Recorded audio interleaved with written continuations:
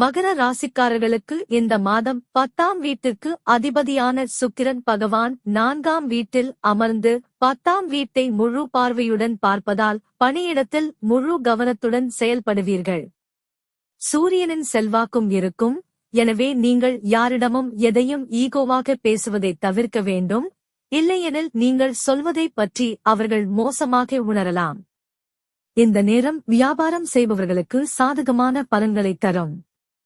உங்கள் தொழிலில் முன்னேற்றம் ஏற்படும். தொழிலில் வெற்றி பெறுவீர்கள்.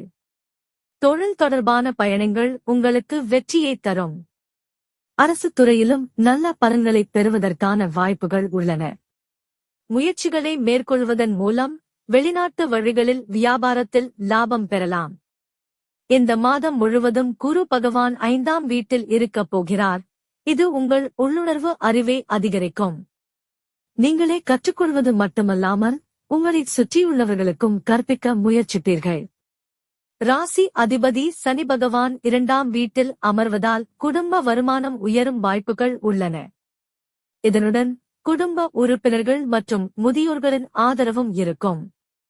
அவருடைய வழிகாட்டுதலில் உங்கள் குடும்பம் பெரிதும் முன்னேறும். குரு 5ஆம் வீட்டிலும் சுக்கிரன் 4ஆம் வீட்டிலும் இருப்பார்கள். இந்த சூழ்நிலைகள் காதல் வாழ்க்கையை மலரச் செய்யும். குருவின் அருளால் உங்கள் அன்பில் உண்மை அதிகரிக்கும் மற்றும் உங்கள் பொறுப்புகளை முழு மனதுடன் புரிந்து கொள்வீர்கள். நீங்கள் உங்கள் உறவுக்கு முக்கியத்துவம் கொடுப்பீர்கள். உங்கள் காதலியை உங்கள் வாழ்க்கையின் ஒரு முக்கிய அங்கமாக கருதி அவர்களுடன் வாழ்க்கையில் முன்னேற முயற்சிப்பீர்கள். திருமண வாழ்க்கை வாழ்பவர்களுக்கு இந்த மாதம் சிறப்பாக இருக்கும். அவர்கள் தங்கள் மன அழுத்தத்தை ஒதுக்கி வைத்து தங்கள் வாழ்க்கையில் தங்கள் வாழ்க்கை துணையின் முக்கியத்துவத்தை மேம்படுத்த வேண்டும். இது உங்களுக்கு இடையே உள்ள பிரச்சனைகளை தீர்க்கும் மற்றும் உங்கள் உறவும் நல்ல வழியில் முன்னேறும்.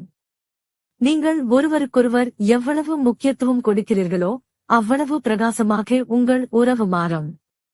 2ஆம் வீட்டின் அதிபதியான சனி பகவான் மாதம் முழுவதும் 2ஆம் வீட்டில் இருப்பார். இதனால் உங்கள் நிதி நிலை வலுவடையும். உங்கள் வங்கி இருப்பு அதிகரிக்கும் மற்றும் நீங்கள் எடுக்கும் முயற்சிகள் வெற்றி பெறும். இந்த நேரத்தில் நீங்கள் எடுத்த அனைத்து முயற்சிகளின் பலன்களை பெறுவீர்கள்.